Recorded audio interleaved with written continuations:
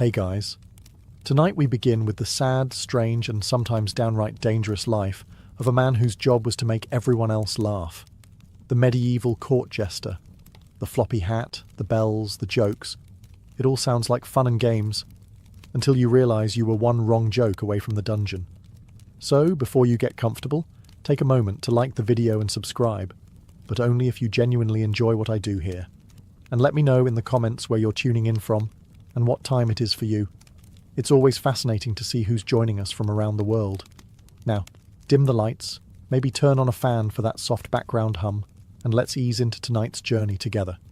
So, you want to be a court jester? Too bad.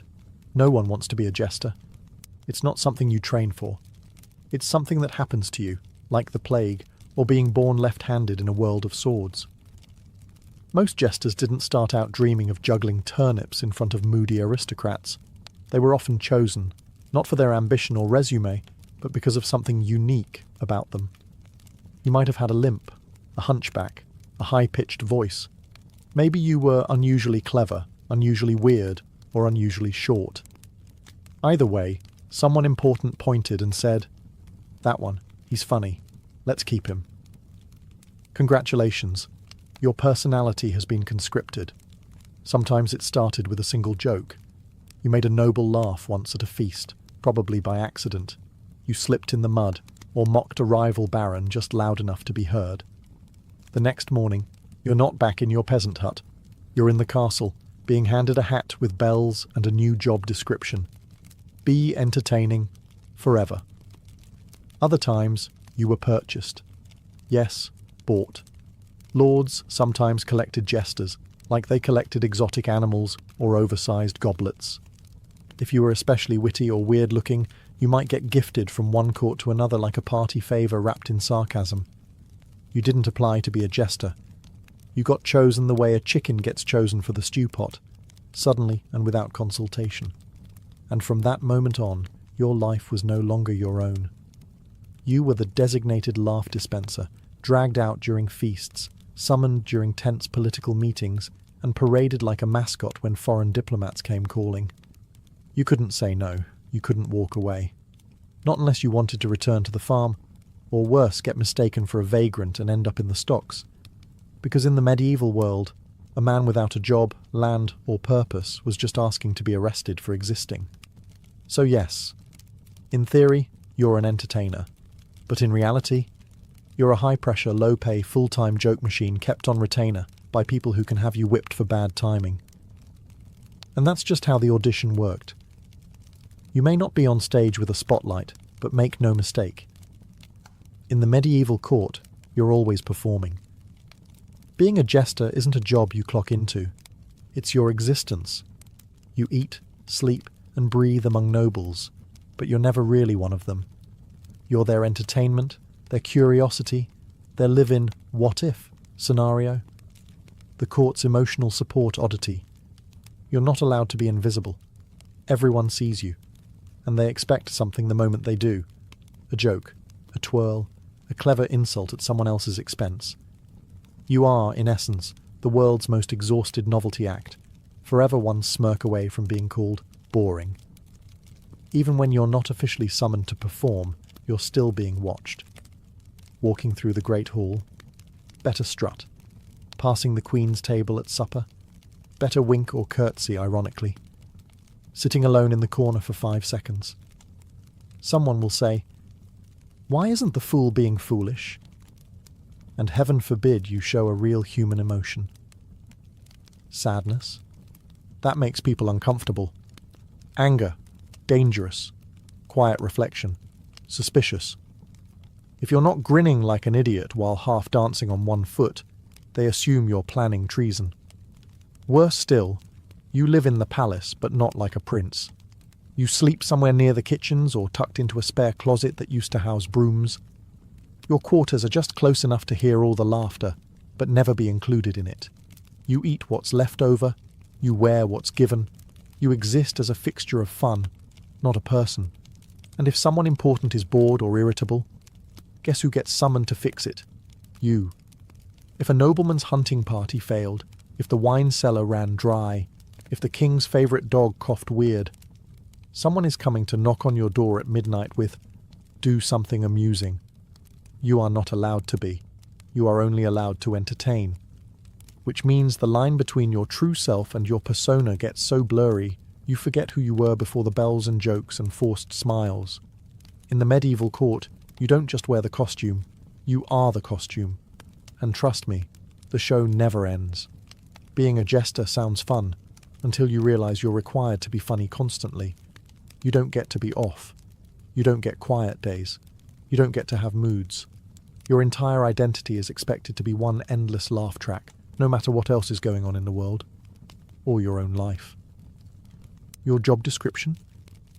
Be hilarious on demand, even if the Duke just buried his third wife, even if the kingdom is at war, even if you woke up with a toothache and crushed morale. Doesn't matter.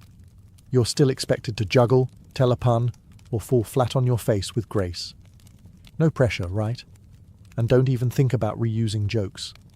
These are nobles, after all. They want fresh entertainment. That witty poem you worked on for a week? Great. Now do 12 more before lunch. And while you're at it, impersonate 3 courtiers. Write a satire of the bishop's sermon and pretend to trip on a goose. Now. And if you bomb, you're not just getting a bad Yelp review, you're getting jeered, slapped, possibly pelted with chicken bones. Or worse, replaced. Medieval courts didn't have HR departments. If you fail to amuse the wrong person on the wrong day, your next gig might involve cleaning chamber pots or digging your own grave. And remember, you're the only one in the room not allowed to be serious. Everyone else can cry, rage, pray, scheme, or fall apart. You juggle through the tension. You laugh through royal tantrums. You dance around political intrigue with a stupid hat on your head and a forced smile on your face. And you can't say, "I'm not feeling it today." Feelings are irrelevant. Your entire value depends on how many chuckles you can wring from people who think sarcasm is foreplay and cruelty is wit. So yes, being the funny one sounds great in theory. But when your survival depends on your ability to entertain people who could legally execute you for a bad punchline, it's less stand-up comedy and more medieval emotional hostage-taking.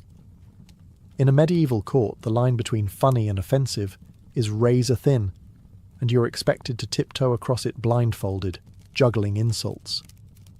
As a jester, your job is to mock, tease, and comment on everything. Kings, queens, clergy, guests, but never too harshly, never too directly, and never at the wrong moment. One misplaced quip about the king's expanding waistline, or the lord's 4th marriage, and suddenly you're not the funny man. You're the fool who crossed a line. And here's the real kicker. That line moves. On Monday, the Queen laughs when you joke about her cousin's gambling habits. On Tuesday, he's in the room and now it's treason. On Wednesday, she laughs again, but too hard, and the King looks displeased. On Thursday, you're being escorted out by guards for disturbing the peace of courtly decorum. There's no safe zone. Not really. Jokes about politics, risky, religion, suicidal, physical appearances, very dangerous. Royal failures, absolutely not. Unless you wrap it in 3 layers of metaphor and a juggling routine. Even then, maybe don't. Some jesters developed an art of truth through absurdity, couching social criticism in riddles, double meanings, and animal metaphors. The rooster with the sharp tongue and no eggs might want to crow less in the morning, you say, hoping the king laughs instead of orders your execution. But it's a gamble. Always. If the noble you mock is in a bad mood, that's your neck.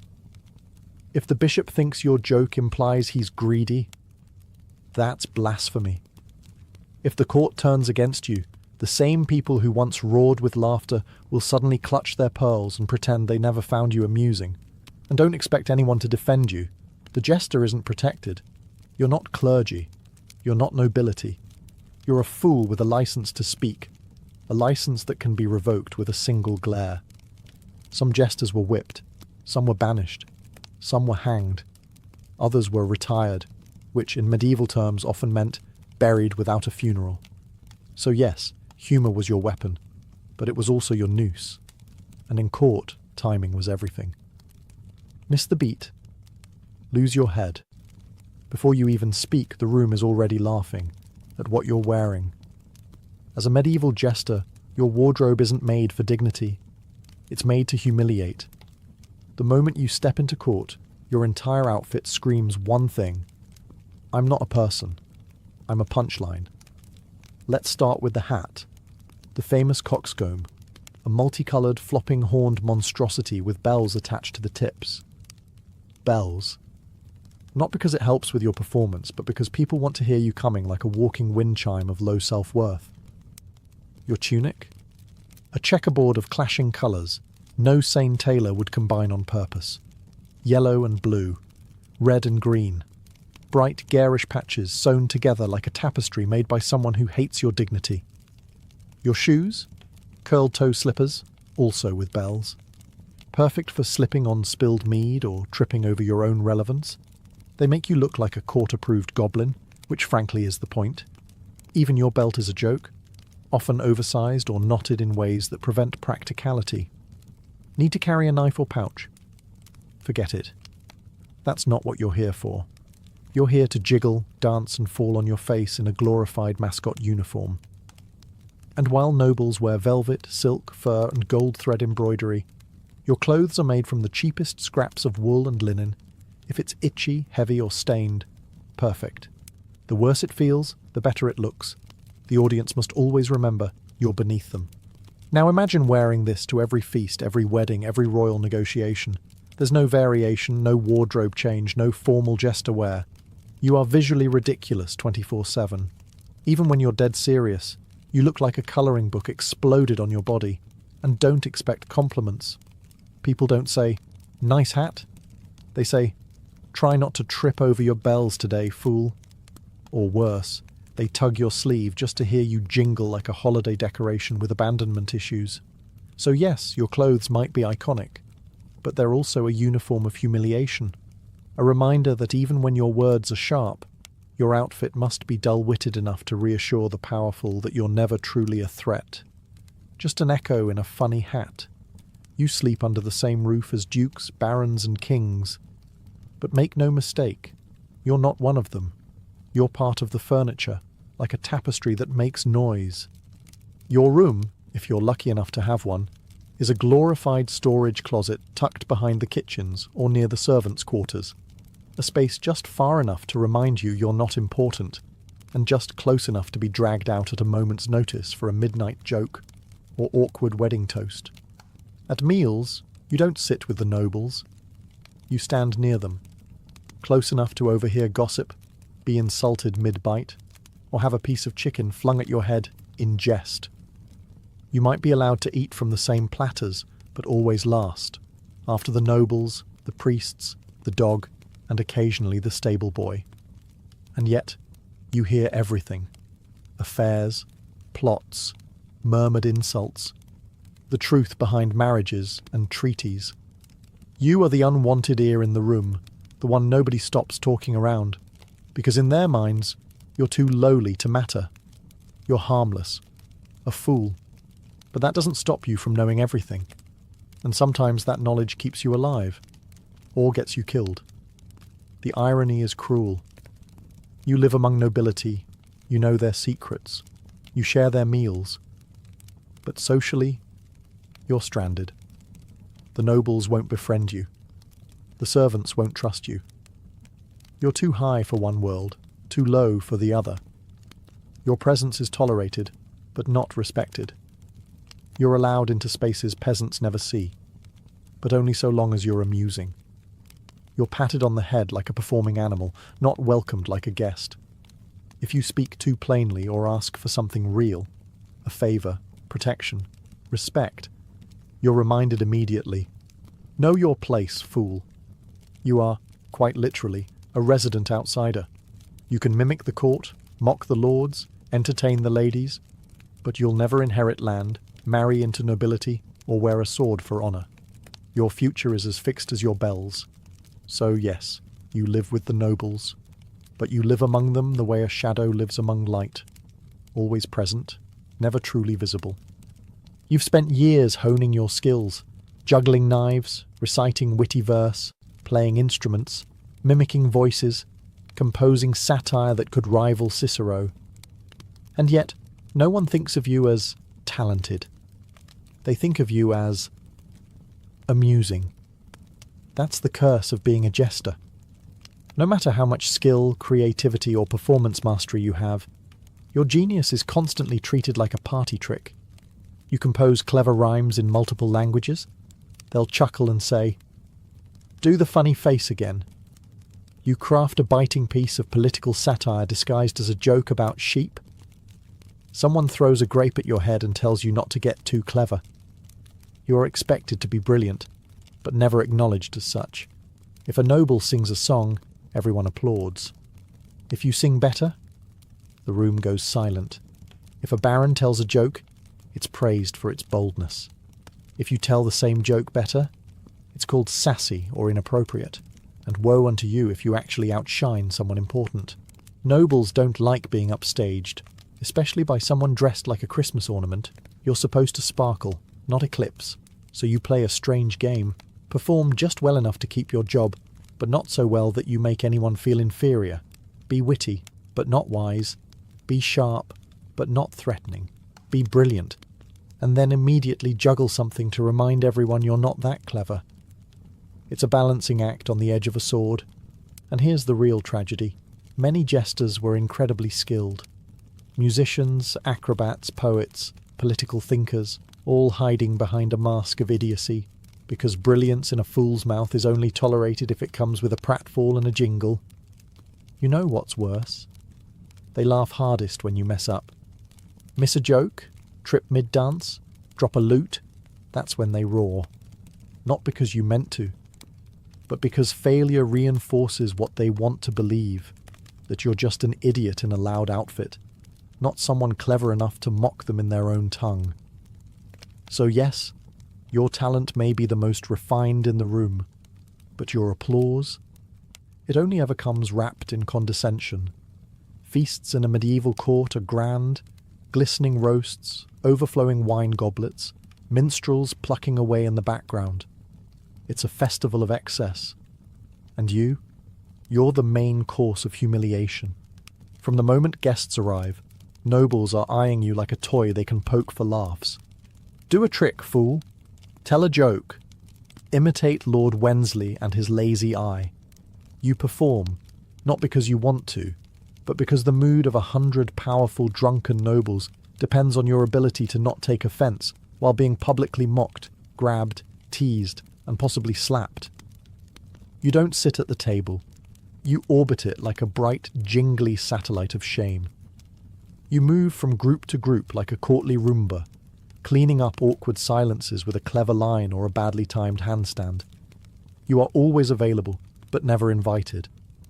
And when the wine starts flowing heavily, that's when things turn. Suddenly your performance becomes a game for everyone else. Someone pulls your hat down over your eyes. Another demands a pig impression. Someone else throws a leg bone at you and laughs when you flinch.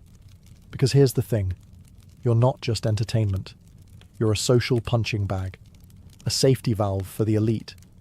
Nobles can't insult each other, but they can insult you. And they do. Constantly. They mock your clothes, your voice, your background, your worth. Not because they hate you, but because you're convenient. Because laughing at the jester makes everyone feel smarter, richer, and safer. You're the joke that keeps the system in balance. You smile, you take it. You keep the laughter going, because the alternative is silence. And in the medieval court, silence is dangerous. Silence means tension. Silence means attention shifts. And you do not want the spotlight to land on someone more important than you and find you unfunny in the process. So yes, you're at every feast. But you're not celebrated. You're consumed, like the bread and wine, swallowed and forgotten by the time the goblets are cleared. And when everyone goes to bed full and satisfied, you go back to your closet-sized room with bruised ribs and a sore smile. By day, you're a jester, flinging jokes, juggling apples, and taking verbal punches like a trained clown in a velvet cage. But by night, you're a weapon. The crown might laugh at your tumbling act, but they know your real value isn't in your slapstick. It's in your ears. You see, being a fool comes with a strange perk. You're invisible in plain sight. Nobles speak freely around you. Servants forget you're there. Guests vent their frustrations while you pour their wine. You drift from corner to corner like furniture with feet, catching everything. You hear confessions that weren't meant to be heard. Treason whispered between cousins. Affairs confessed over goblets. Bribes, threats, alliances forming in the shade of the feast. And you remember it all, not because you're nosy, but because it keeps you alive. Because sometimes the king calls you aside. He says, "Fool, tell me what the bishop said to the French envoy last night." And you'd better have the answer. If you don't, he might think you're loyal to someone else. If you do, he might ask for more. This is the terrible dance. The king wants truth from your lips, but no truth that implicates him. You serve a monarch who praises your honesty, until your honesty offends. You're expected to report quietly, cleverly, maybe even in riddle form, who's sleeping with whose wife, or who's plotting a little light rebellion over stew. You're the court's most dangerous informant, disguised as the least dangerous person in the room. But there's a catch. Everyone else knows it. The lords and ladies smile at you, but they don't trust you. Servants stop talking when you walk by. The guards eye you like you're holding a dagger behind your back. And in a way, you are. Your weapon is information, and information in a medieval court is just a sharp joke away from being deadly. So you're always listening, always choosing which truth to tell and which one to bury under a harmless punchline. Because in a world full of swords and secrets, the most dangerous blade isn't forged from steel. It's tucked behind a fool's grin. In the medieval court, your job is to keep everyone else laughing, even when you're falling apart inside. Your dog died? Doesn't matter. The Queen still expects you to make a joke about her cousin's wig. You've got a fever. Too bad. The Duke had a bad hunting day, and he needs a laugh before he throws his plate. Your heart's broken? Keep dancing, fool. This is a wedding. You are not allowed to have feelings, unless they're funny ones. Sadness? That's selfish. Anger? Insubordination. Fatigue? Laziness. Anything short of cheerful absurdity is treated like a betrayal. If you show real emotion, people get uncomfortable. Not because they care, but because you're failing your function. They don't see you as a person with a soul and scars. They see you as court furniture with jokes. You're expected to absorb everyone else's moods and reflect none of your own. You must sit through drunken tirades, mocking laughter, passive-aggressive insults, and the occasional flying chicken leg. And smile through it all. Sometimes you perform while grieving. Sometimes you perform while ill. Sometimes you perform while quietly begging the universe to just let you disappear behind a curtain and cry for 5 blessed minutes. But there's no curtain, no privacy. You're always on, and the idea of vulnerability doesn't fit your costume. And here's the cruelest twist. When nobles do notice you're down, they don't ask what's wrong. They say, "Why aren't you being funny today?" Or worse, "Maybe the fool's finally lost it. Shall we find a new one?" So what do? You turn your pain into performance. You make your heartbreak a punchline. You laugh first and louder before they can. You build a fortress of wit around your exhaustion, and you don't let anyone see inside. Because the moment they realize the fool is human, the illusion shatters, and so does your job. So yes, you had feelings. You just learned to bury them under bells and jokes, like everyone expected. Because in the court, when everyone else gets to feel things, the fool is the one who pretends nothing hurts. Medieval kings were not known for emotional stability. One bad dream, one spoiled roast, one poorly timed sneeze from a foreign diplomat, and the entire mood of the court shifts like a thundercloud with a crown. And guess who they all look at when the king furrows his brow or frowns into his goblet? You. Because if the monarch isn't smiling, Clearly the fool isn't doing his job. It doesn't matter that you were up late performing at a feast, or that your voice is hoarse from singing, or that you told 12 jokes this morning that got genuine chuckles from 3 knights and a cook. If the king wakes up irritable, the court looks at you like you personally ruined breakfast. You're not just the jester. You're the court's emotional insurance policy. Did a trade negotiation fail? The king's advisors mutter, "Perhaps the fool didn't lighten the tension enough." Did the queen scowl during mass? Maybe the jester made a joke in poor taste. Did the king stub his toe on a chamber pot? Has the fool been leaving things about again? Sometimes it's subtle. A snide comment, a disapproving glare. Other times it's direct. "Entertain me, fool. I'm in a foul mood, and your head's in the balance." And they're not kidding. You're one ill-timed silence away from being demoted to stable cleaner or worse, executed for being unfunny. And even when it's not your fault, it becomes your burden. You must fix the mood, patch the tension, make the royal toddler laugh so no one notices the king just broke a goblet over the steward's head. You become a human emotional thermostat, adjusting yourself endlessly so everyone else stays warm and content. But here's the thing. No one ever thanks you. If the king's mood improves, it's because his wine was strong. If he laughs, it's because someone told him a joke earlier, not you. If he doesn't laugh, you're at fault. Either way, you lose. So yes, in a court of paranoia and politics, you, the jester, are somehow both irrelevant and responsible for the mood of the most powerful man in the kingdom. And if he doesn't laugh, you'd better start praying. You may live in the castle, wear bells on your hat and share jokes with kings. But make no mistake, you are not free. In fact, you're more trapped than most. Because being a medieval court jester isn't just a job. It's an identity that consumes you.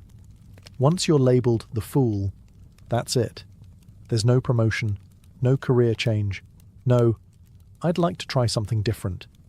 You're a lifelong performer, whether you want to be or not. It doesn't matter if you're aging, tired, or sick. You don't get to retire. There's no pension, no cosy cottage waiting at the edge of the kingdom. You don't become a merchant or a monk or a respected elder. You're not master whatever your name was. You're still the fool, just slower, sadder, and with fewer teeth. And the worst part? Even if you're brilliant, no one will ever see past the hat. You might write poetry. You might speak 4 languages. You might secretly know more about statecraft than the royal council. But when you speak, everyone hears bells and expects pratfalls. You could warn of war and be ignored, but if you slip on a turnip, they'll laugh for hours. You've become a costume with a voice. And try leaving? Good luck. You're not trained in a trade. You own no land. You have no connections outside the castle walls. If you wander into a town, you're not seen as that sharp-witted court performer. You're just a strange, poorly dressed man babbling about dukes and drama, probably mistaken for a madman or vagrant. And if you do leave, and somehow survive, what then? You'll miss meals. You'll be forgotten. And sooner or later, some lesser noble will say, "Bring back the old fool. He made us laugh." And just like that, you're dragged back in, because you're not a man. You're an object that people remember when they're bored. So you stay. You perform. You laugh at your own pain, because the alternative is terrifying. Because once you're the fool, you stay the fool. Forever. Here's the strange thing about being a fool. In a room full of nobles, bishops, and knights, you might be the only one allowed to speak the truth. Everyone else in court speaks in riddles. Diplomats flatter. Courtiers scheme. Servants lie to survive. But you? You've got one strange, dangerous privilege. You can say what others can't. You can mock a policy the king refuses to reconsider. You can whisper jokes that call out corruption. You can impersonate the baron who's clearly embezzling grain, or the duchess with a suspiciously close friendship to the bishop's nephew, and somehow get away with it. But let's be clear. Getting away with it doesn't mean you're safe. It means you're walking a high wire strung between comedy and execution. The court laughs because they're pretending it's just a joke. But you know the truth. It's never just a joke. That jest about the war, that's a political opinion in disguise. That pun about the taxes, that's public dissent, delicately wrapped in wordplay. You are the only honest voice in the room, and everyone knows it. And that scares them. Some will admire you quietly, others will hate you openly, but all will watch your every word. Because one misstep, one joke too sharp, one truth too close, and the same crown that once chuckled at your cleverness may have your head rolling across the tiles by morning. In a world where saying the wrong thing could get anyone imprisoned, the jester was the court's built-in truth serum, but with no protection. You are the moral mirror, the court's conscience in bells. You're allowed to point at the naked emperor, so long as you do it with a backflip and a silly voice. But if your truth cuts too deep, or if the king is in a particularly fragile mood, well, jesters have been silenced before. So yes, in a court built on secrets, your job is to shine a flickering lantern into the shadows and pretend it's a spotlight gag. Because sometimes the only one brave enough to speak the truth is the man everyone refuses to take seriously. You spend your life surrounded by people.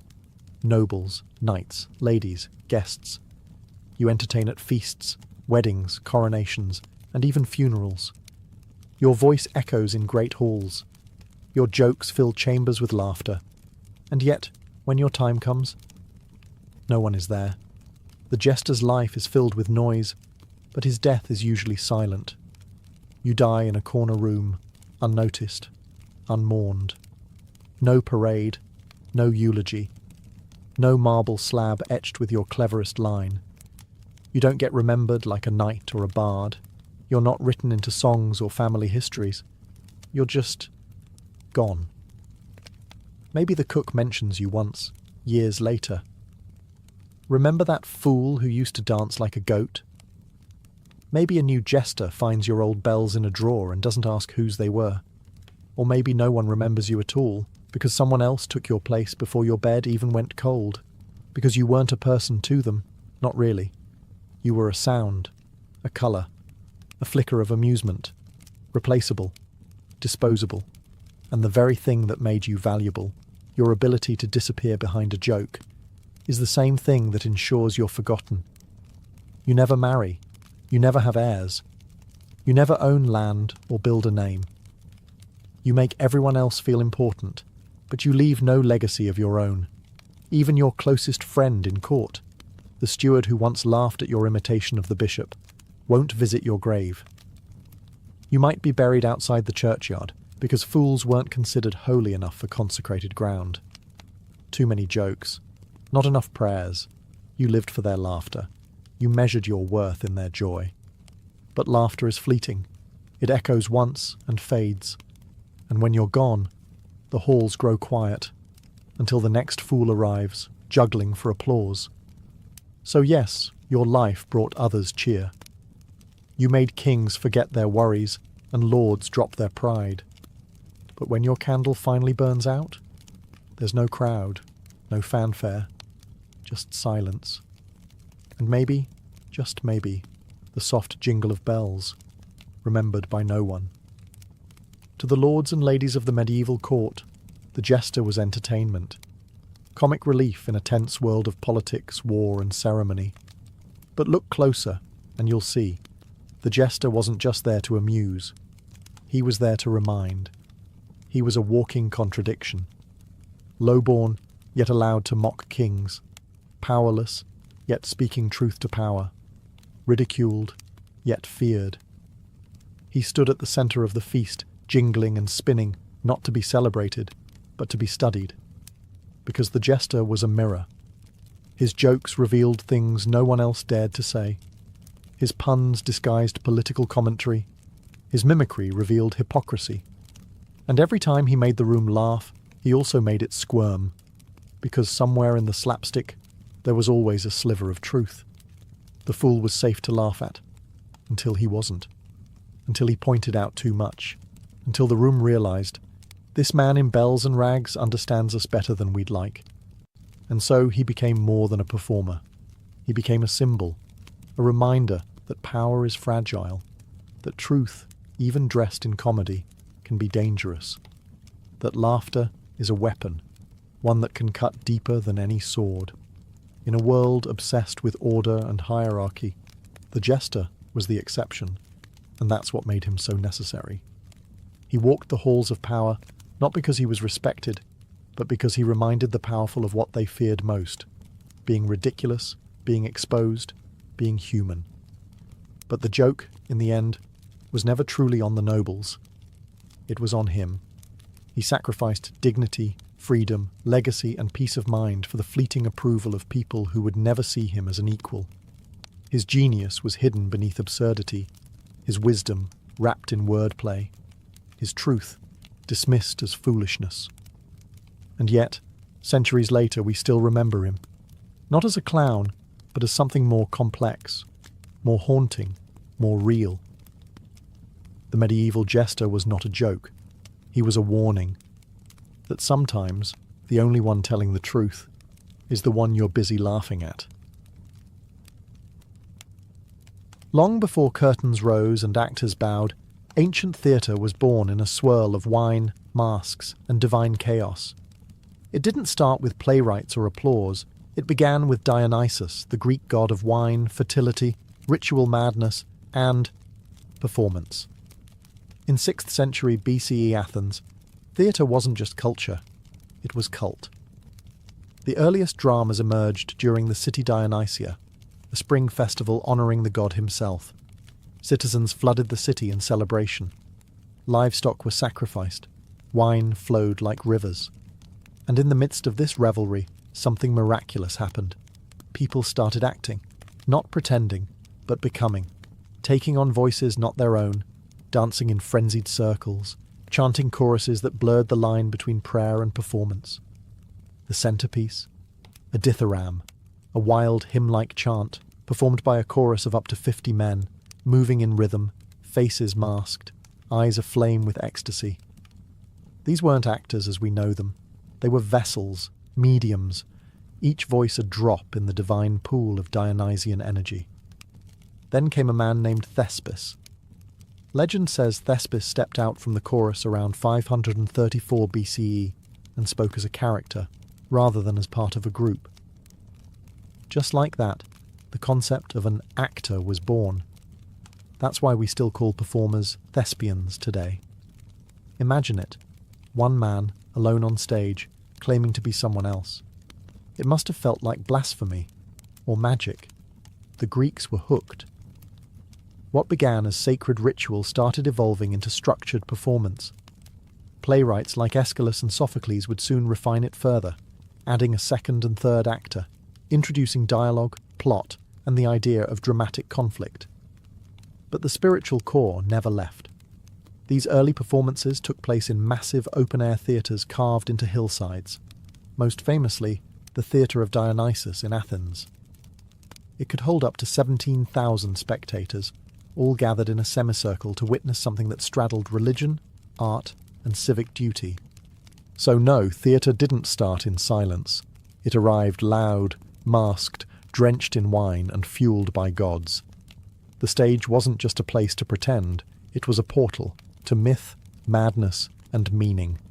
And it all started with the need to celebrate something bigger than ourselves. Welcome to the stage. As Greek theatre matured, it became more than divine devotion. It became a mirror through which Athenians could see their own fears, failures, and fleeting glories reflected under the Mediterranean sun. But to truly understand that mirror, we have to talk about two things: tragedy and masks. Tragedy, or tragoidia, literally goat song, is a word that still echoes in modern storytelling, but its origins are hazy and strange. It might refer to goats sacrificed to Dionysus, or perhaps the prize, a goat, awarded to the best performer. Either way, by the 5th century BCE, tragedy had crystallized into a formal art. The plays were structured, poetic, and overwhelmingly fatal. Think fate, betrayal, vengeance, hubris, and gods who toyed with mortals like cats play with mice. And at the centre of it all were masks. Greek actors didn't just play roles, they transformed. Each actor, typically male, could portray multiple characters using distinct masks. A twisted mouth for sorrow, a wide-eyed face of fear, a delicate feminine mask for goddesses and queens. These masks weren't subtle. They were oversized, stylized, and often exaggerated, so even the person in the worst seat at the top of the amphitheatre could feel the character's emotion. Behind the mask, the actor's voice was everything. Projection and clarity mattered more than naturalism. With no microphones or lighting, actors had to command a sea of thousands using nothing but breath, tone, and precise physicality. One actor might kneel in grief, another might howl into the sky, all of it unfolding beneath the open heavens. Tragedians like Aeschylus, Sophocles, and Euripides revolutionized the form. Aeschylus added a second actor, Sophocles a third, and Euripides brought psychological depth and raw emotion that made his characters bleed on the page. They tackled themes of divine injustice, war trauma, and the limits of human reason. Oedipus, Antigone, Medea.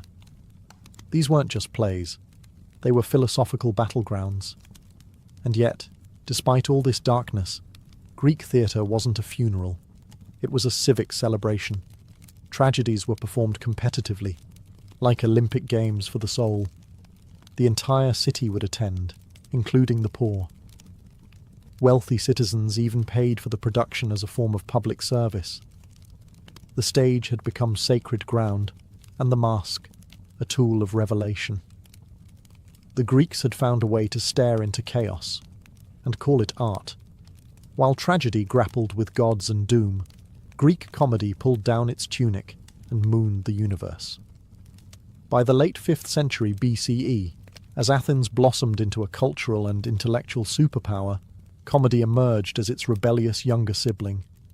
It was raw, irreverent, and loud, a theatrical playground where no one, not even the gods, was safe from ridicule. If tragedy asked, "What is the meaning of suffering?"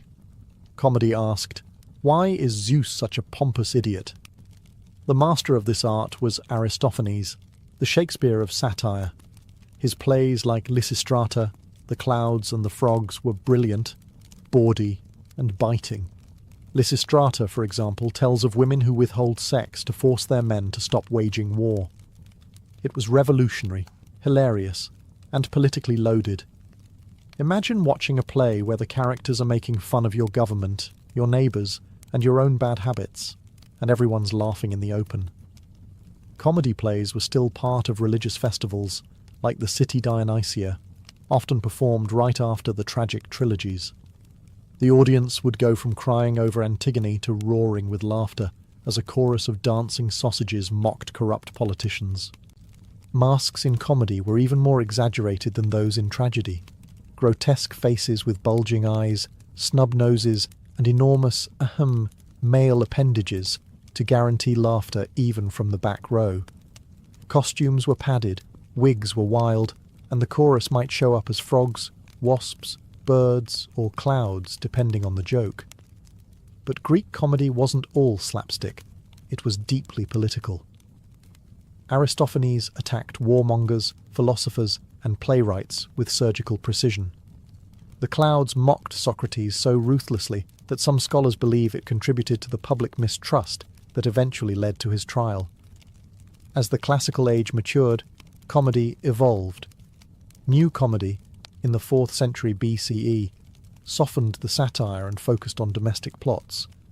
Mistaken identities, romantic entanglements, clever slaves outwitting dim-witted masters.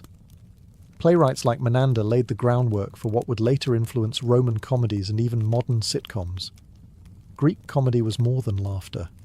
It was truth-telling in disguise. A democratic city speaking to itself in riddles and punchlines, masks and music, dance and defiance. Where tragedy asked, "What is fate?" comedy replied, "Isn't it ridiculous how we try to control it?" When the Romans inherited the stage from the Greeks, they didn't whisper tragedy into the wind. They built colossal amphitheatres, stuffed them with thousands of spectators, and said, "Let's make it louder." Theatre in ancient Rome was never just about art. It was about power, performance, and pleasing the masses.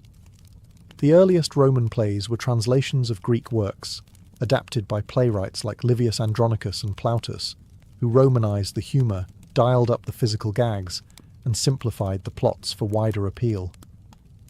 The result? Theatre that was rowdy, fast-paced, and obsessed with mistaken identity, lewd jokes, and ridiculous characters who always ended up running in circles. Plautus and his successor Terence are remembered for refining Roman comedy, turning it into a genre of clever slaves, clueless lovers, and fathers in crisis, characters that would become templates for Western comedy for centuries. Their plays didn't just entertain. They poked fun at Roman society's absurdities, snobbery, greed, social climbing, and hypocrisy. But Roman tragedy was a different beast. While Greek tragedies were philosophical and poetic, Roman tragedies, especially those of Seneca, were intense, violent, and sometimes downright disturbing. Seneca's Thyestes, for example, features a scene where a man unknowingly eats his own children. Not exactly a night of light entertainment. Seneca's influence, however, wouldn't peak until much later. In his own time, Roman tragedy played second fiddle to what truly won the public's favour: spectacle. Romans loved blood, noise, and grandeur. Theatre often competed with chariot races and gladiator fights, so playwrights and producers upped the drama, literally. Staging was lavish. Some productions featured trapdoors, cranes, and even water effects. Music was everywhere, often drowning out the dialogue. Actors wore masks similar to the Greeks, but their performances leaned more on exaggerated gesture than nuanced emotion. And in some extreme cases, deaths on stage weren't acted. They were real executions woven into the story. That's Rome for you. For emperors, the theatre also became a tool of propaganda. Augustus and Nero used it to promote imperial ideology. Nero, in fact, fancied himself an actor and forced audiences to sit through his endless performances, or risk execution for walking out. In Rome, the stage was a battleground for attention, glory, and influence. Less sacred than Greek theatre, but far more sensational. It was no longer about catharsis. It was about control. Far from the marble stages of Greece and the booming arenas of Rome, a different form of theatre blossomed in ancient India, one that was rich in spirituality, philosophy, and refined aesthetics. Indian theatre wasn't born in festivals of wine, but in the quiet depths of sacred texts and oral tradition. Its foundation lies in the Natya Shastra, an ancient Sanskrit treatise on drama attributed to the sage Bharata, dated somewhere between 200 BCE and 200 CE. This wasn't just a manual on performance, it was a cosmic blueprint. According to the text, theatre was created by the gods as a divine offering to humanity, a way to educate, entertain, and uplift the soul. The Natya Shastra outlines everything: stage construction, character types, gestures, facial expressions, music, and even the psychological effects of drama. It emphasizes rasa, the emotional essence evoked in the audience.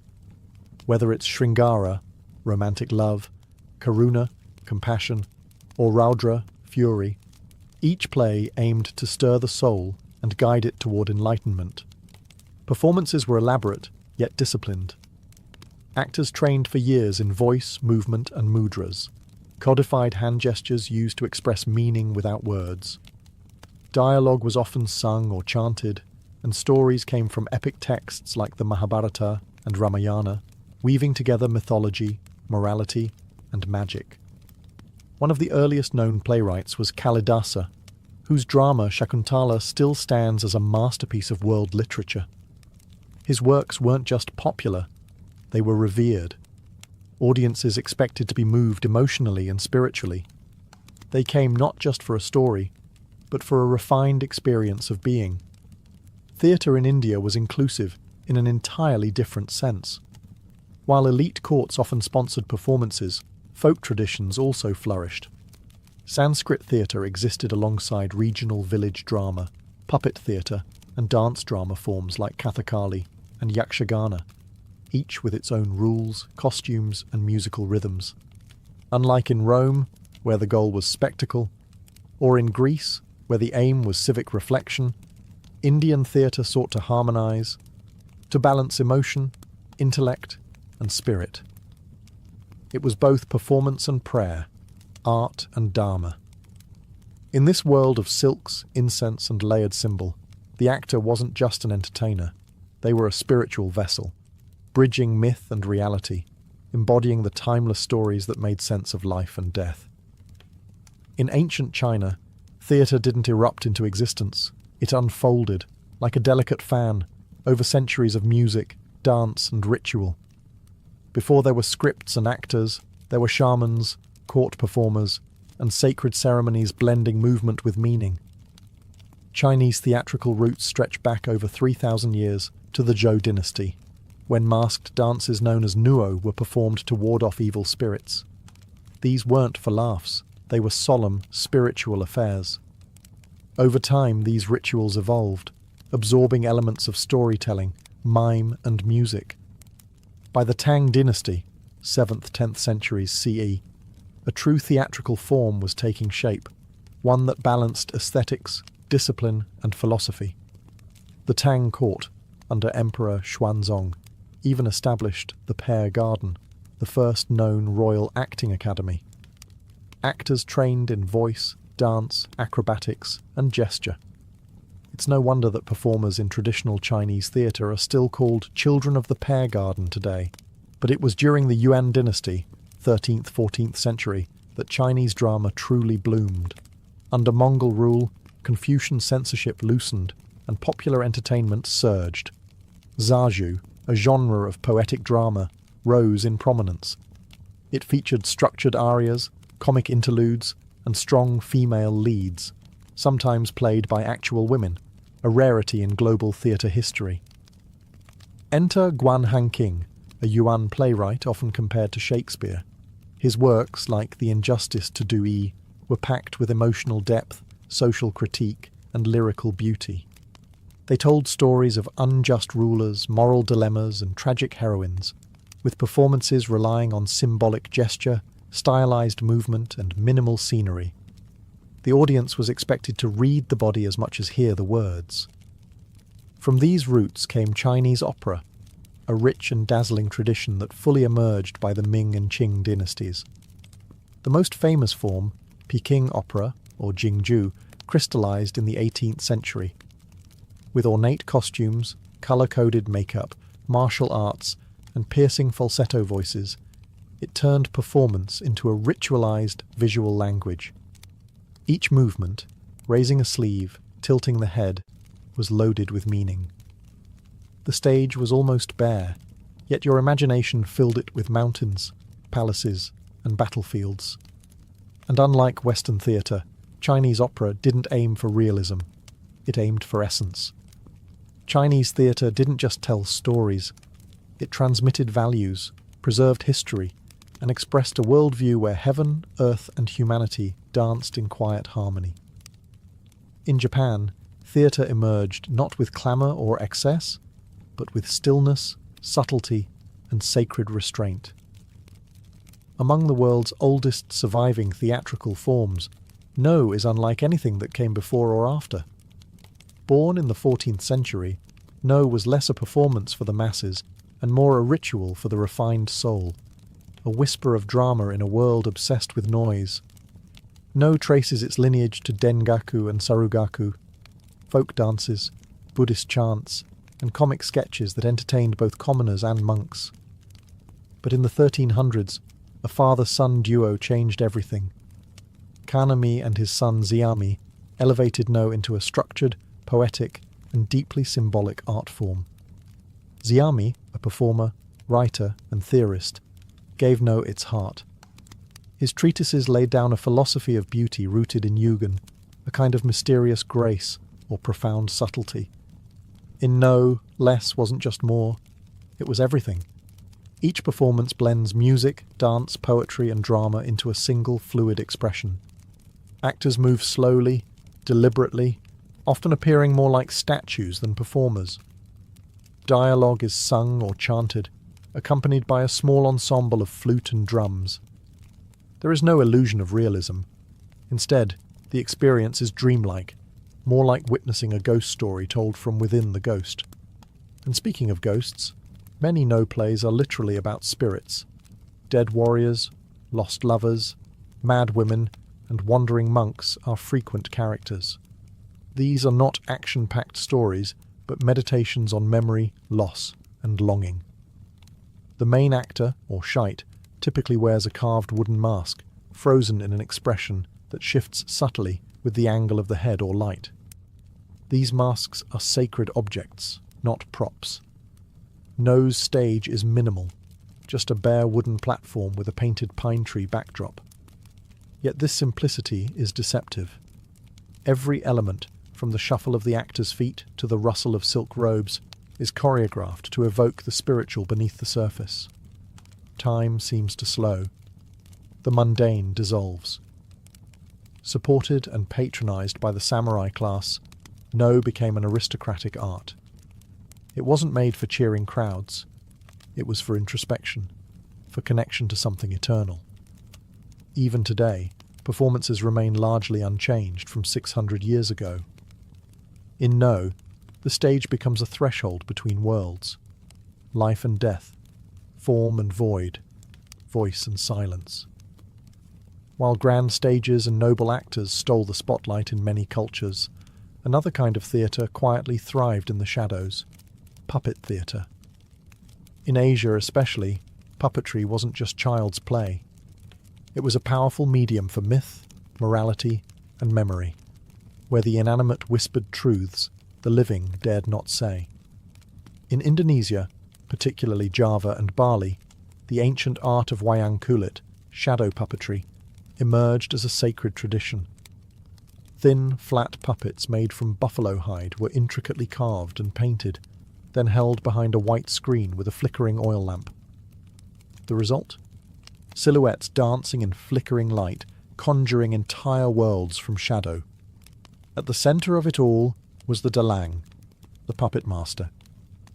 Far more than a performer, the dalang was a spiritual guide, comedian, narrator and philosopher rolled into one.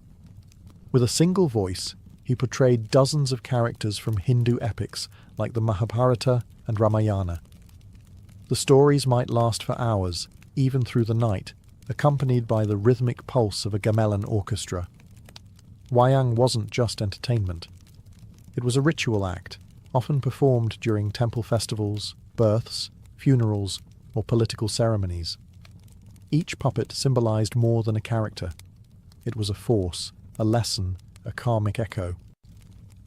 Meanwhile, in Japan, another mesmerizing form evolved: bunraku.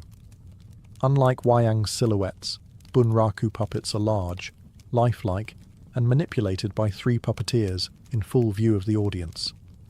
One controls the head and right arm, another the left arm, and a third the legs.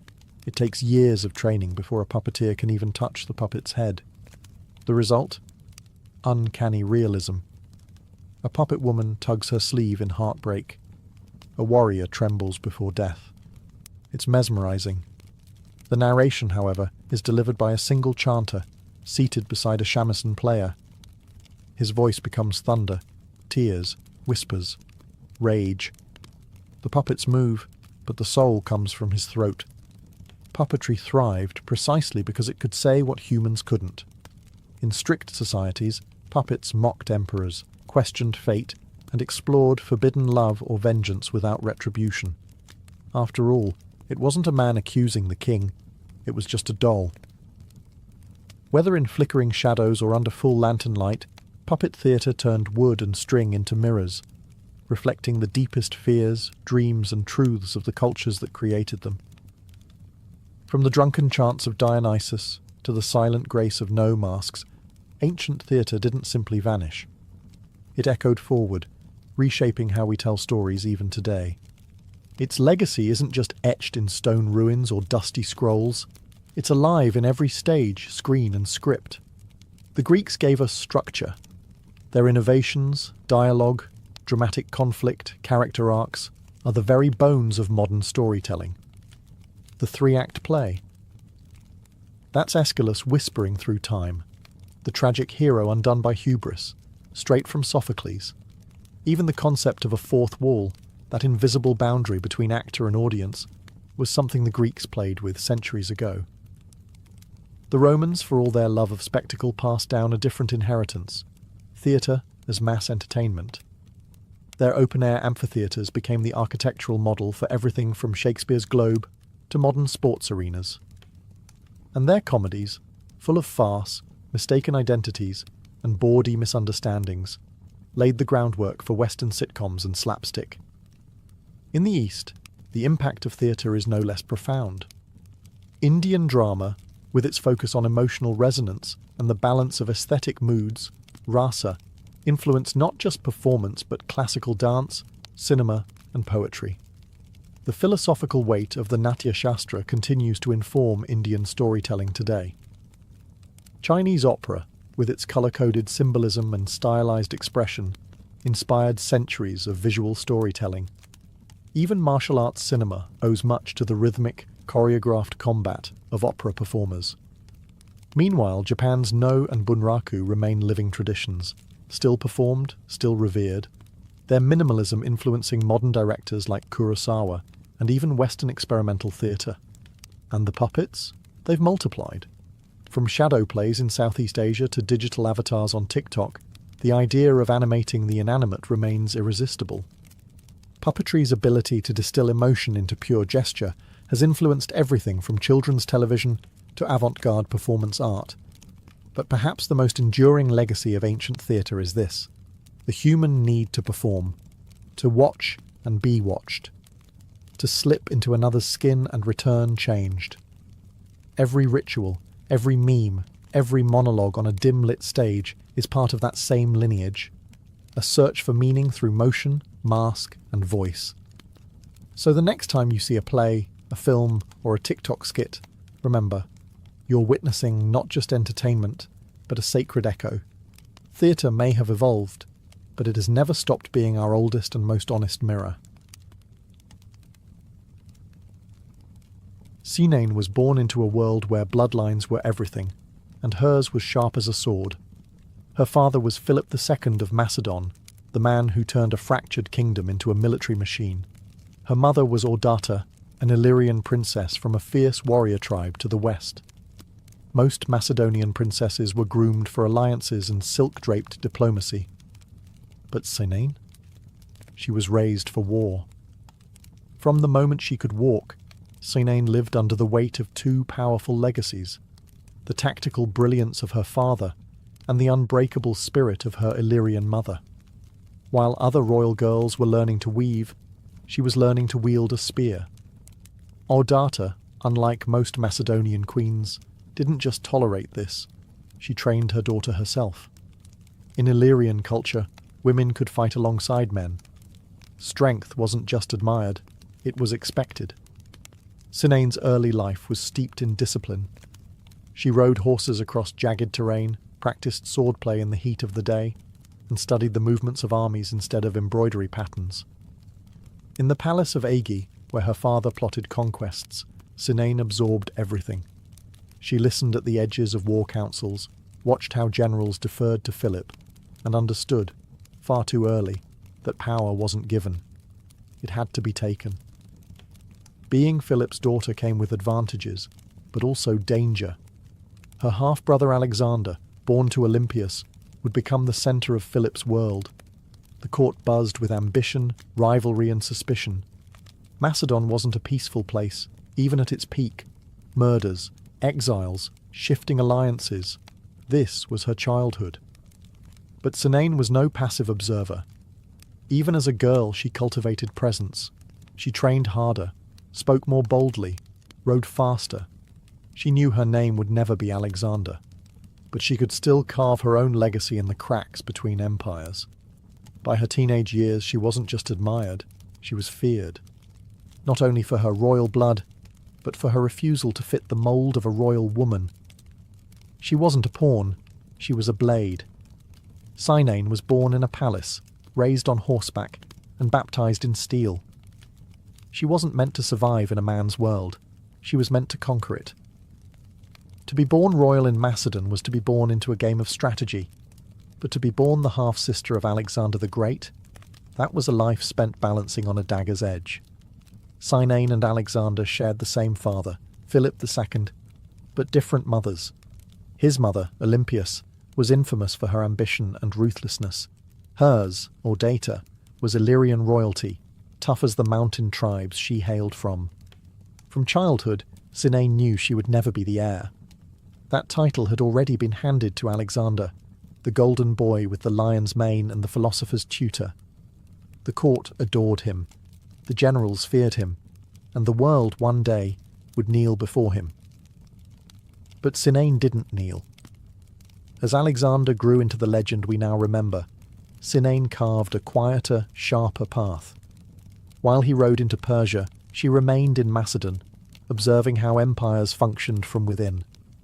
She saw how alliances shifted like sand dunes, how one wrong word could end a dynasty. She learned the real battlefield wasn't always fought with swords. Sometimes it was fought in whispers. Still, she was no cloistered noblewoman. Cynain's reputation as a warrior began to circulate. Rumours of her military prowess, her ability to ride, fight and lead, echoed in the corridors of power. She may not have crossed deserts or stormed cities like Alexander, but she was no less dangerous. She had something he never did: silence. Cynain didn't need the world to watch her. She needed them to underestimate her. But in a kingdom obsessed with lineage and legitimacy, blood was currency, and Cynain had plenty of it. She was not only the daughter of Philip, but the sister of the king, and her Illyrian bloodline connected her to another branch of warriors. She could unite kingdoms, or break them. She didn't challenge Alexander, not directly. There was no battle between them. But she was a constant reminder that power didn't belong only to men. Her presence, her lineage, and her skill were threats. Quiet ones, but threats nonetheless. And when Alexander marched east to chase immortality, Cynain stayed behind, watching the gears of empire turn. Waiting, studying. Because even the greatest shadow can't cover everything. Not forever. Cynain wasn't content with being a figure of quiet potential. She made herself legend through action. While Alexander built his empire abroad, Cynain found her own battlefield at home. And unlike many royal women of her time, she didn't just lead from behind a curtain. She rode in armour, led troops, and fought on horseback like a Macedonian general. Her most famous moment came when she led a military campaign into Illyria, the very land of her mother. It wasn't just a symbolic march. Cynain actively commanded troops, organised strategy, and fought in combat. In a time when even noblemen often avoided the front lines, a royal woman charging into battle was both shocking and awe-inspiring. And it wasn't just for show. She emerged victorious. That campaign wasn't just a flex of military skill, it was a declaration. Cynain was staking a claim. She wasn't merely a noblewoman with a sharp mind. She was a trained warrior who had proven herself on the field, bloodied and unbroken. Her Illyrian blood had not thinned in the halls of Macedonian diplomacy. It had sharpened. By winning that campaign, Cynain did something extraordinary. She carved out a sphere of influence independent of her brother's colossal shadow. Alexander might have ruled eastward, but Cynain was building something of her own in the west. Respect, loyalty, and a reputation not tied to anyone else's name. But power is never comfortable in the hands of a woman, especially a woman who doesn't ask permission. Back in Macedon, the court murmured. Alexander, too occupied with conquering Persia and Egypt, did not interfere. But his absence created a fragile vacuum, and Cynain knew exactly how dangerous that space could become. She wasn't just a warrior for her own sake. She had a plan that reached beyond herself. She was a mother now, and she intended to pass on her power. So, while men wrote history in their own image, Cynain prepared for the next move. She had tasted command, stained her armour in real combat, and won not by birthright but by merit. She was no mere royal. She was a commander, and she was just getting started. For all her victories and warrior spirit, Sinane's most audacious move was not made with a sword, but with a daughter. Her child, Adia, was born of her marriage to Amyntas Forfa, a man who himself had royal blood but little political strength. Their union was strategic, a way for Sinane to connect her bloodline deeper into the royal web. But Amyntas was soon dead, likely a victim of Philip II's relentless housecleaning. Sinane, however, survived. More than that, she saw opportunity in the ashes. She began raising Adia not as a passive princess, but as a future queen. From the very beginning, Adia was trained with the same fire Sinane had received as a girl.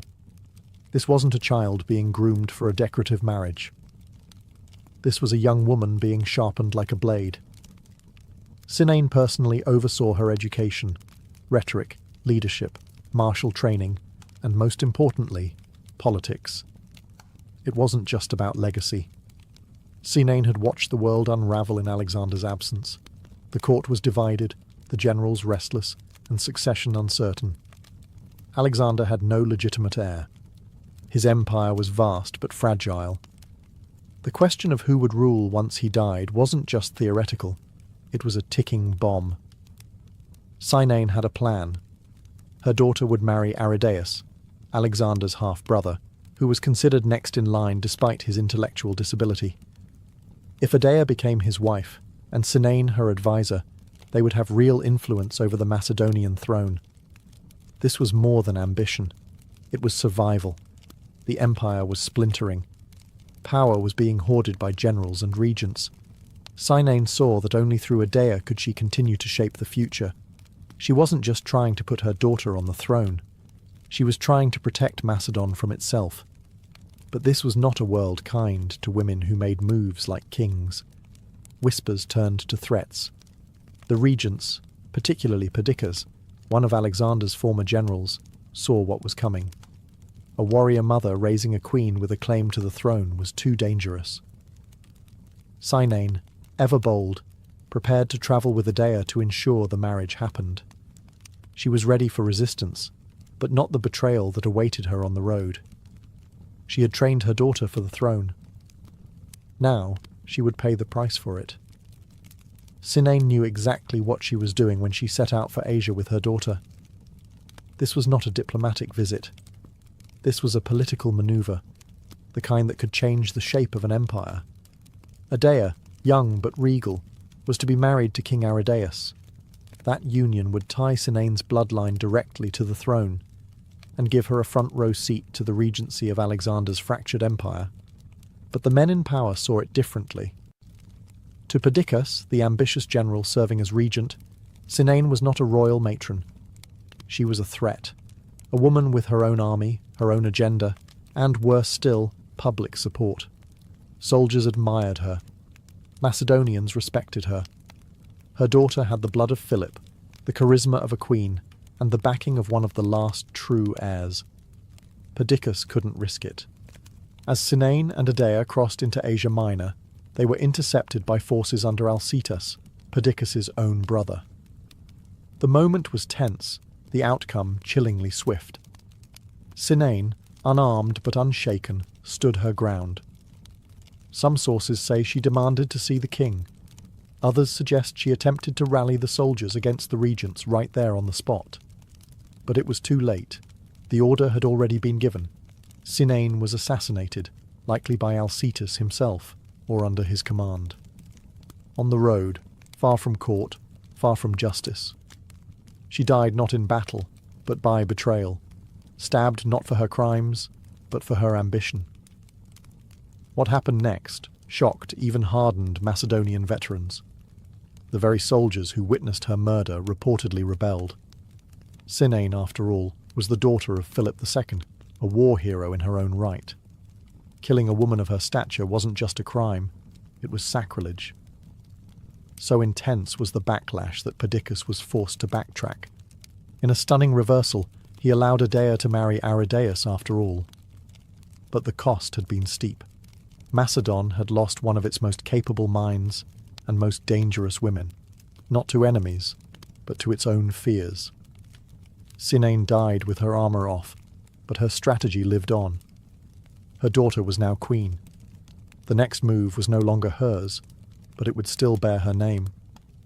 Sinane's death was supposed to end the threat, but instead it lit a fire. Her daughter, now married to King Aridaeus, entered the political arena with the fury of a legacy interrupted, and she did not remain a dear for long. In a powerful move, she changed her name to Eurydice, a name echoing queens of the Argead dynasty. It wasn't just a rebranding, it was a declaration of legitimacy. Queen Eurydice now stood beside the King of Macedon, not a puppet, not a consort, but a partner in rule. Though Aridaeus was mentally impaired and heavily controlled by regents like Perdiccas and later Antipater, Eurydice quickly became the active voice of the throne. She took an unprecedented step for a woman in Macedonian politics. She began addressing the army directly, wearing military attire and asserting her right to govern on behalf of her husband and herself. These weren't symbolic gestures. Eurydice stepped into the vacuum her mother left with military poise and political instinct. She held speeches in front of soldiers, grizzled veterans who had followed Alexander across the known world, and she won them over. She promised order, Macedonian strength, and a return to Argead leadership. Her mere presence reminded them of Sinane, and the army listened. But her rise came at a dangerous moment. The wars of the Diadochi, the bloody civil wars between Alexander's former generals, were already underway. Macedon was fragmenting, alliances cracked, loyalties shifted like sand. Eurydice stood in the middle of it, a young queen with no army of her own, challenging men who commanded legions. Still, she played boldly. She stood up to Polyperchon, the newly appointed regent, and tried to maintain control of the capital. She refused to back down, writing letters, issuing orders, rallying troops. For a time she seemed unstoppable. But like her mother, Eurydice's power came not just from her bloodline, but from the threat she posed to men in power. She was Sinane's daughter through and through, armoured in pride, fluent in strategy, and unafraid to confront the ruling elite. Her story, like her mother's, would be defined not by submission, but by defiance. And though she now wore the crown her mother had fought for, the enemies gathering around her would not tolerate a queen who ruled like a king. Eurydice's rise to power was swift, but so was the storm that followed. The Macedonian Empire, already fracturing under the weight of Alexander's absence, had become a battlefield of old generals, all clawing for control. At the heart of this chaos was Polyperchon, the aging general newly appointed as regent. To him, Eurydice was an anomaly, young, ambitious, and worst of all, politically effective. She had the troops, she had the bloodline, and she had the fire of Sinane running in her veins.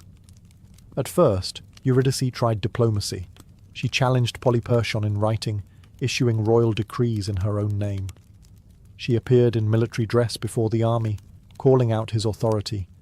These were not empty gestures. For a moment, the balance of power seemed to teeter in her favour. Many in the army remembered her mother, and some were willing to follow her. But Polyperchon wasn't alone. He had a powerful ally, Olympias, the mother of Alexander the Great. After years in exile, Olympias returned to Macedon with vengeance in her heart and murder in her strategy. The rivalry between the two women, Eurydice and Olympias, was more than personal. It was the final brutal clash of two dynastic visions. Eurydice stood for a new order, young, militaristic, and independent. Olympias represented the old Argead fire, the bloodline that had once ruled unchallenged. Eurydice marched to confront her enemies but was betrayed. Her troops, faced with the revered Olympias and her more experienced forces, abandoned her. She and King Aridaeus were captured. The crown, once so close, was ripped from her head. What came next was not politics, it was revenge. Olympias had Eurydice imprisoned and forced her to commit suicide. The daughter of Sinane, like her mother, died not in battle, but because she dared to claim power in a man's world. Her husband was murdered soon after. Their deaths weren't just executions. They were warnings, etched in blood, sent to every woman who might think of leading armies or wearing crowns. But even in death, Eurydice left a mark. Her story became legend, whispered among soldiers, and remembered by historians as a flash of defiance in a darkening world. She had inherited her mother's soul and shared her fate. Cynain and Eurydice are rarely mentioned in the same breath as Alexander, Philip, or Olympias. Their names linger on the margins of history, footnotes in an empire obsessed with male conquest. Yet their lives, full of courage, strategy, and resistance, carved a path through the brutal politics of their time. They were more than noble women. They were a dynasty of defiance. Cynain had been a daughter of Philip, trained not to marry well, but to fight well. She had stepped onto a battlefield when most royal women were stepping into marriage contracts. She had outlived her husband, outmaneuvered her enemies, and trained her daughter for power in a world that had no room for powerful women. In an age where even queens had little agency, Cynain led troops into combat, and not for ceremonial show. She fought to win. Her daughter inherited that fire, and when Cynain died by assassination, Eurydice took the torch and carried it to the throne. She may have ruled briefly, but her impact was unforgettable. In front of assembled soldiers, Eurydice stood in full military dress and addressed them as commander. She wasn't a pawn. She wasn't waiting to be chosen. She chose herself, and that's what made them dangerous. The men who killed them weren't only defending political control. They were defending a system, a world where women could inspire loyalty but not lead armies, could bear heirs but not rule empires. Cynain and Eurydice proved that women didn't need permission to claim power. They only needed opportunity. What's extraordinary is how close they came to succeeding. In another timeline, one less afraid of their strength, Cynain might have led campaigns alongside Alexander. Eurydice might have stabilized the throne, restoring Macedonian pride after Alexander's empire collapsed. Instead, both were killed not for failure, but for being too effective. Their legacies survive in fragments. Roman historians mention them in passing. A few ancient coins hint at Eurydice's brief reign. But the full weight of their stories has been buried under centuries of male-focused glory. Still, the outline remains. A mother who trained like a soldier, and a daughter who ruled like a king. They were born into conquest, and in their own fierce, tragic way, they left a conquest of their own. Cynain and Eurydice were silenced, but their stories never truly vanished. They linger, like distant thunder in the chronicles of empire, like blood on a blade that history tried to polish clean. For centuries, they were overshadowed by their male relatives, by Alexander's brilliant campaigns, by Philip's reforms, by Olympia's deadly cunning. But if you look closely, you can trace their presence like footprints through wet earth. Cynain, who led soldiers into Illyria and returned victorious. Eurydice, who donned armour and defied generals face to face. Neither ruled long. Neither died peacefully. But their courage left a blueprint for resistance, for female power, for what a woman could be in an empire designed to crush her. Their erasure is part of a pattern. Ancient historians, mostly men, recorded events through the lens of power and prestige. Women like Cynain weren't celebrated. They were feared, minimized, or written off as ambitious beyond their station. But the fragments survive, in brief lines, in bitter deaths, in the outrage of armies who witnessed their assassinations and recoiled at the injustice. And in those fragments, something remarkable remains: willpower. Neither woman needed a crown to claim authority. They embodied it, through action, leadership, and sheer presence. Their power wasn't inherited, but forged, from training fields, battle scars, and public defiance. Cynain's very existence challenged the idea that only men could shape the world. Eurydice proved a woman could wear royal regalia and speak to warriors without trembling. Even today, their names raise questions. What might have changed had they lived longer? Could Macedon have held together under Eurydice's rule? Could Sinane have been the war leader Macedon needed after Alexander's death? We'll never know, but the possibility itself is a legacy. Modern scholars are beginning to rediscover them, pulling their stories from the dust of forgotten scrolls. Not as side characters, but as protagonists of their own brutal, brilliant narratives. Sinane and Eurydice didn't survive their world, but they disrupted it. And for that they echo, not as ghosts of empire, but as reminders of what power looks like when it refuses to beg for permission. Their crowns were stolen, their stories almost erased, but their fire still burns, even if history tried to bury the ashes. Before there were belts, masters, or cinematic legends, martial arts began in the silence between survival and the sacred. Across early civilizations, the act of fighting wasn't just practical, it was ritualistic. It was how communities trained their bodies, protected their borders, and shaped their spirits. The earliest martial arts didn't emerge from sport. They grew out of necessity. Long before writing, people were already grappling, striking, and weapon training. But over time, simple survival turned into something deeper. Combat became a discipline, a code, a path toward mastery, not just of the body, but of the self. Take ancient hunters, for example. Their movements, lunges, thrusts, evasions, became the foundation of martial patterns. Each hunt was a rehearsal for war, and every war demanded a stronger, smarter, more synchronized warrior. But when weapons were laid down, the movements remained.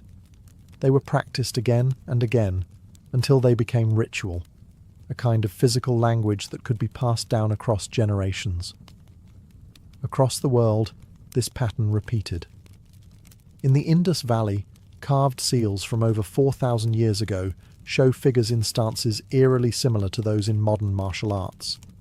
In Africa, tribal wrestling formed the basis of coming-of-age ceremonies. In Mesopotamia and Egypt, soldiers trained in organized formations, but also honed personal combat styles, ones involving hand-to-hand strikes and grappling holds.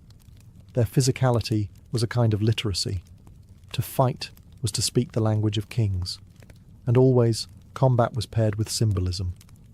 Movements mimicked animals, spirits, or cosmic forces. A strike wasn't just a blow, it was the embodiment of a myth. A sequence of motions could mirror a battle between gods, or serve as a prayer for protection. Martial practice became ceremonial, integrated into festivals, funerals, and religious rites. Even in death, warriors were honoured for their form. Ancient tombs contain weapons carefully placed beside skeletons, not as tools, but as symbols of identity. The sword wasn't just something you carried, it was who you were. So in these ancient worlds, martial arts weren't side activities. They were essential rites, a merging of the physical, the mental, and the divine. It wasn't about fighting, it was about becoming. In the misty palm-covered hills of southern India lies the ancient birthplace of what many believe to be the world's oldest martial art, Kalaripayattu. Born in the region of Kerala, this system dates back over 3,000 years, and possibly more, emerging from a civilization where combat, medicine, and spiritual practice were deeply intertwined. The word Kalari refers to a training ground, and Payattu means to fight or practice. But Kalaripayattu was never just about fighting. It was a discipline of transformation, a system where warriors trained not only to defeat enemies, but to master themselves. It combined strikes, grapples, and weapon techniques with deep breath control, meditation, and stretches that predate modern yoga. According to tradition, the art was shaped by the sage Parashurama, a divine warrior believed to have reclaimed the land of Kerala from the sea. He created Kalaripayattu not merely as a combat system, but as a sacred path to balance power with wisdom. Students began training at a young age, learning body control, flexibility, and agility before ever touching a weapon. The training grounds, or Kalaris, were considered sacred spaces. Entering the Kalari was a ritual. Students bowed to the earth, the gods, and their master. Lessons began with Mepayatu, the body conditioning sequences. These were fluid, almost dance-like routines meant to awaken every muscle, tendon, and joint. The movements drew from nature, the strikes of the snake, the grace of the peacock, the ferocity of the lion. Weapons came later: wooden sticks, curved swords, daggers, spears, and the legendary urumi, a flexible, whip-like blade so dangerous it required total body mastery to wield safely. But alongside combat, students also learned Ayurvedic medicine, how to heal what they had the power to hurt. And there was always philosophy. Kalaripayattu taught humility, patience, and respect for life. Victory without control was failure. Power without compassion was chaos. When foreign invaders arrived, first the Portuguese, later the British, Kalaripayattu was suppressed. But it never died. It went underground, passed on in whispers and footwork, hidden in dance and disguised as healing. Today, it still survives, not just as a martial art, but as a living link to one of humanity's earliest visions of what it means to be both a warrior and a sage. To most of the world, the phrase martial arts brings to mind one word: kung fu. But in China, kung fu, gong fu, doesn't just mean fighting. It means mastery earned through effort, whether in calligraphy, cooking, or combat. And nowhere is that spirit more fully embodied than in the ancient martial traditions rooted in the temples, mountains, and battlefields of early China. The origins of Chinese martial arts stretch back over 4,000 years. Ancient military texts from the Zhou dynasty describe hand-to-hand combat drills, weapon techniques, and battlefield formations. But the true heart of Kung Fu emerged where philosophy met motion, in the silence of the monasteries. The most famous origin story begins in the Shaolin Temple, a Buddhist sanctuary nestled in the Song Mountains.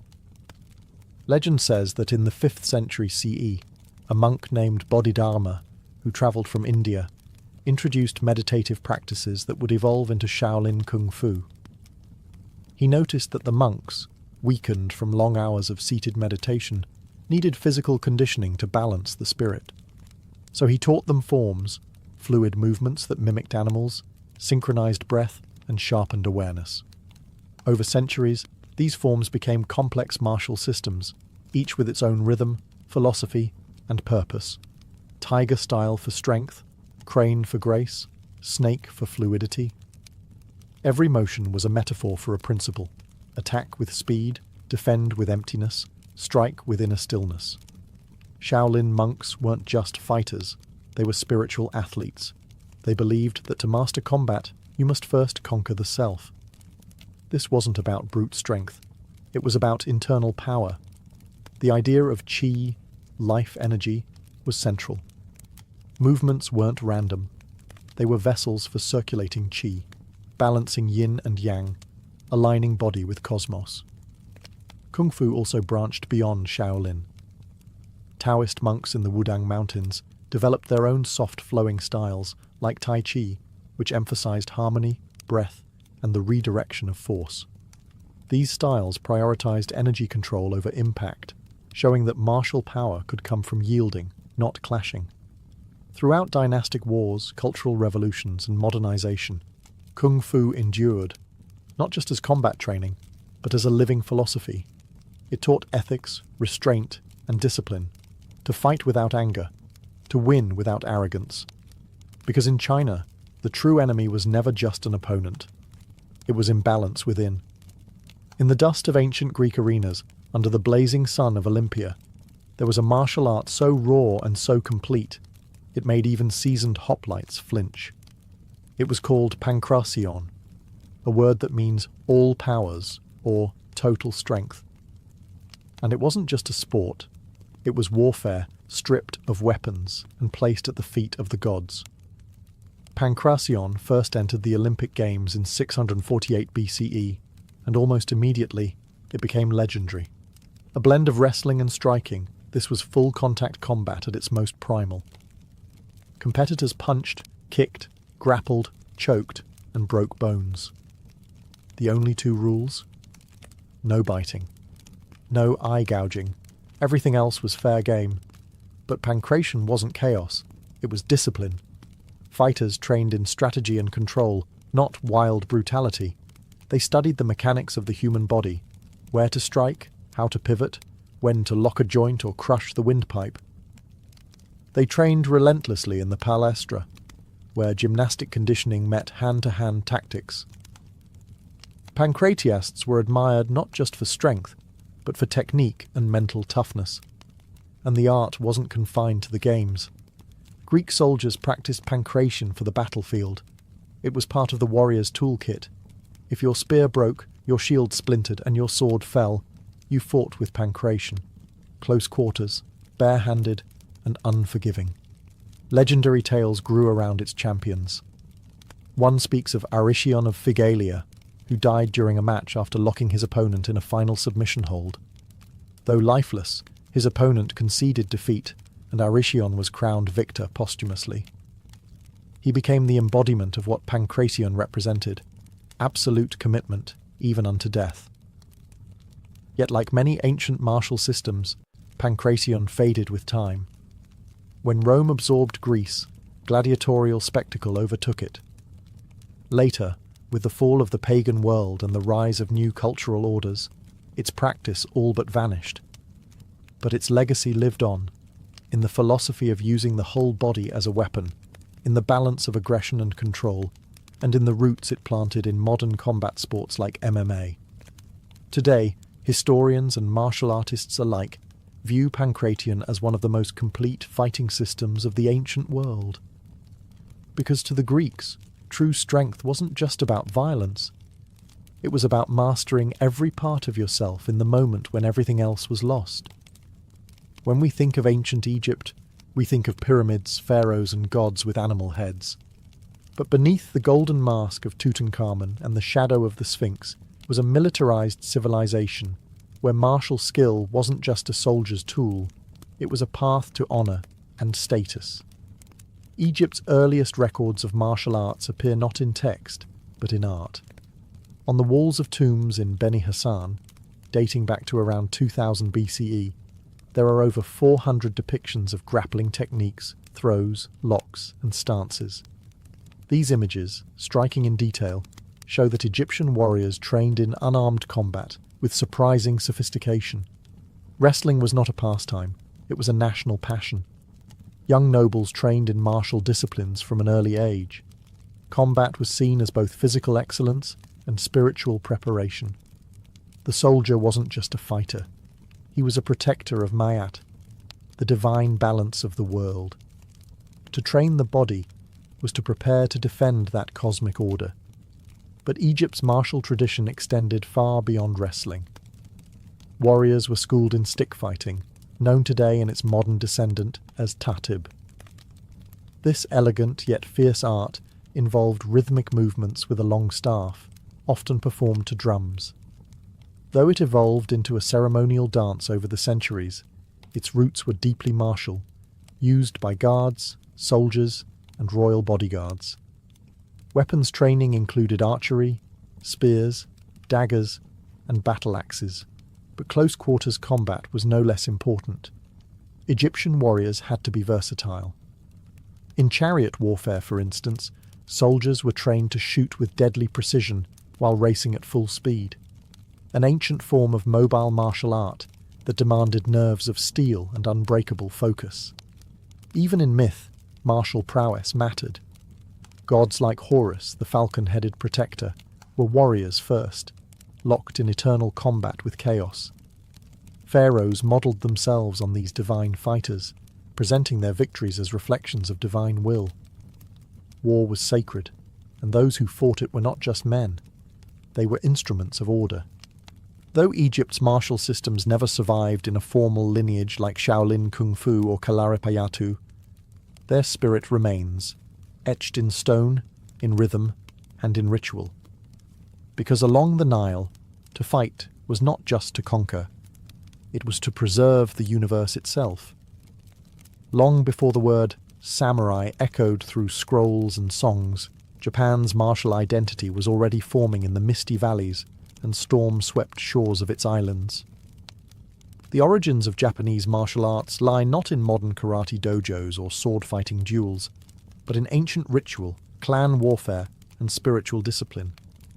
In the earliest centuries, during the Yayoi and Kofun periods, warriors fought with bronze weapons, stone-tipped arrows, and raw, practical techniques designed for survival. These early forms lacked structure, but emphasized efficiency, group cohesion, and instinctual movement. Fighting wasn't just physical, it was deeply tribal. Loyalty to clan and family was everything. To fight well was to protect your bloodline.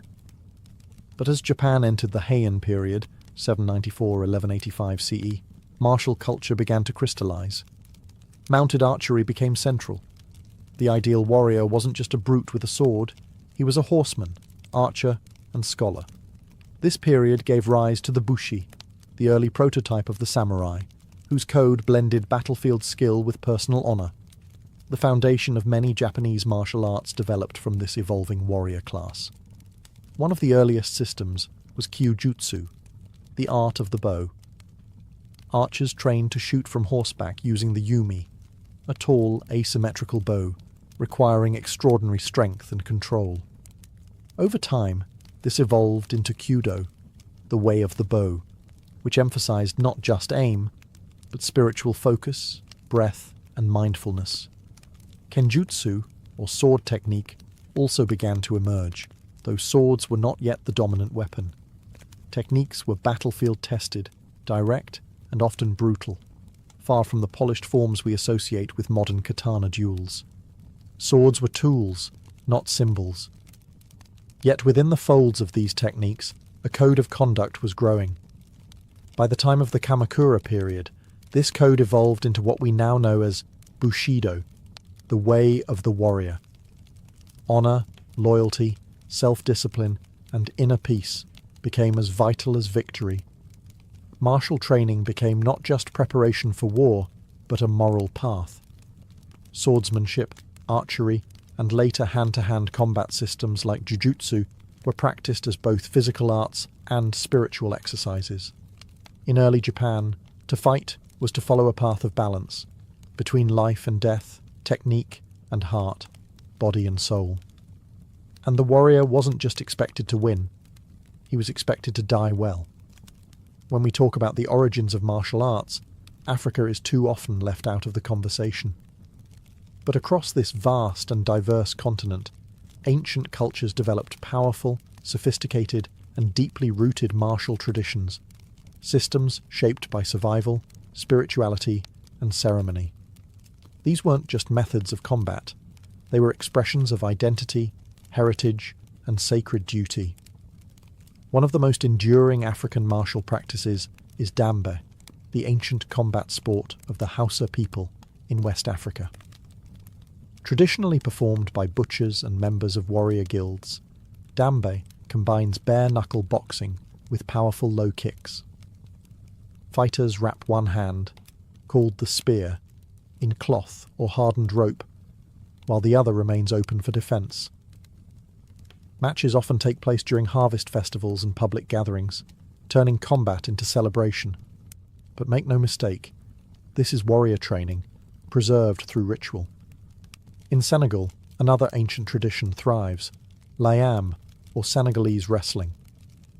More than a sport, layam is a national art form, its roots reaching back to pre-Islamic times, when it served as a rite of passage for young men.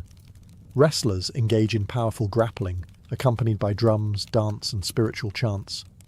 Before combat, fighters often consult marabouts, spiritual leaders, who offer charms and blessings. Strength alone won't guarantee victory. One must also have spiritual favour. Farther south, in Zulu culture, the martial legacy of Nguni stick fighting tells a different story. Practiced by young Zulu boys as part of initiation and military training, this art involves a striking stick and a blocking stick, used in lightning-fast exchanges. Beyond preparing boys for future combat, stick fighting also built courage, reflexes, and a warrior's mindset. Even the legendary Shaka Zulu, was said to have refined battle techniques by observing and modifying traditional stick-fighting strategies into formations that reshaped southern African warfare. In Ethiopia, historical paintings and manuscripts depict soldiers using spears, shields, and short swords in tightly organized formations, sometimes accompanied by wrestling traditions that emphasized throws and body control, skills necessary in both battle and ritual. In African martial arts, the line between fight and festival, battle and belief, was always thin. Movement was meaning. Combat was culture. And across the continent, the warrior was more than a fighter. He was a protector, a performer, and a living vessel of his people's spirit. Long before European ships touched the shores of the Americas, the indigenous peoples of the continents had already developed rich and complex martial traditions. These systems weren't organized into schools or written down in manuals, but they were real, practiced, and deeply embedded in culture, ceremony, and survival. Among the Aztecs, martial culture was central to civilization. From an early age, boys were sent to Telpochcali, or youth training houses, where they learned warfare, discipline, and weapons handling. The macahuitl, a wooden sword embedded with obsidian blades, was a symbol of elite warriors. It could slice through flesh with terrifying ease. But Aztec martial arts were more than technique. They were tied to religion. Warfare was a sacred duty, a way to capture prisoners for ritual sacrifice, and a path to honor in the afterlife. Aztec warriors were organized into elite orders, such as the Eagle and Jaguar warriors, whose names weren't just titles, they were spiritual identities. Combat was a way to embody the spirit of the animal, to transform oneself into a living weapon guided by divine purpose.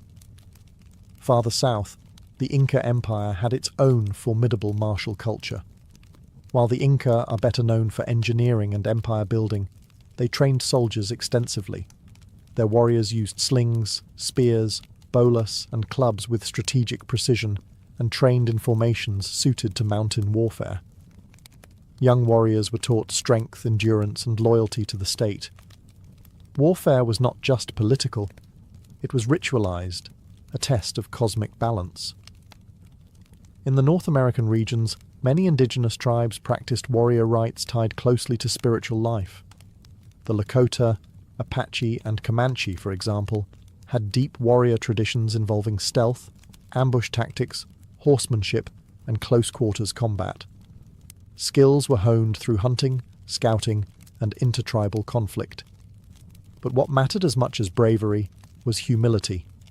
The ideal warrior was disciplined, honorable, and bound to the welfare of the tribe. Combat training was often expressed through games and dances, ritualized forms of preparation that built strength, reflexes, and unity. The war dance wasn't just theatre. It was a moving invocation, blending spirit with strike, rhythm with readiness. Across the Americas, martial arts weren't isolated techniques. They were extensions of worldviews.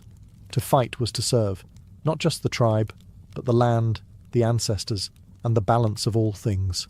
What began as survival, how to hunt, how to defend, how to kill, became something far deeper. Across the ancient world, martial arts evolved into spiritual disciplines, tools for shaping not just warriors, but entire cultures. From India to China, from Africa to the Americas, every civilization developed its own system of combat. But what unites them isn't just the strikes, holds, or weapons. It's how those movements became ritual. Training grounds turned into sacred spaces. Warriors became symbols of cosmic order. Combat itself became a path, not to destruction, but to self-mastery. These early martial arts didn't teach violence for its own sake. They taught control, humility, and balance. In Kalaripayattu, the fighter is also a healer. In Kung Fu, the battle is internal as much as external. In Pankration, the test is mental endurance as much as physical skill. Even in the tribal dances of Africa and the war games of the Americas, the lesson is the same. True strength lies not in dominance, but in discipline. Over time, many of these traditions were suppressed, scattered, or transformed by conquest, colonization, and modernization. The British banned Kalaripayattu. Chinese martial arts were driven underground during political upheavals. African systems were masked in ritual to survive. Native American combat knowledge was pushed aside by force, and yet none of it truly disappeared. Fragments survived in folk dance, oral storytelling, community rituals. Others resurfaced in modern martial arts, reborn in karate, judo, capoeira, MMA, and more. The roots are ancient, even if the forms are new. Today, when someone steps onto a mat, bows before a teacher, or learns a new technique, they're not just learning how to fight. They're participating in a lineage that stretches back thousands of years, where motion is memory and every movement is a whisper from the past. The ancient masters may be gone, their battles long finished, but their philosophies endure. They taught that martial arts are not about defeating others. They're about defeating yourself, again and again, until ego, fear, and rage fall away. What remains is stillness, precision, purpose. Because in the end, every martial art, no matter its origin, tells the same story. The journey of a human being learning how to be strong, not just with the fist, but with the spirit.